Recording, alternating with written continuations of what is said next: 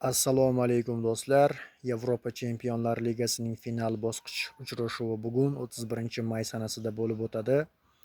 Xo'sh, Berlinda bizni qanday oqshom kutayapti? Birinchi navbatda Paris Saint-Germain hujumkorlikni targ'ib qilsa, Internazionale Milan, ya'ni Inter har doimgidek italyan futbolini katta sahnaga olib chiqadi, ya'ni ikkinchi jamoa raqamida harakat qiladi.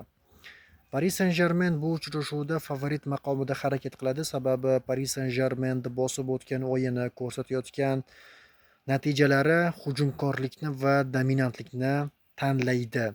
Inter esa har doimgidek ikkinchi raqam bo'lib, ikkinchi jamoa sifatida maydonda harakat qiladi, lekin ikkalasi ham bir-biriga juda zo'r raqib.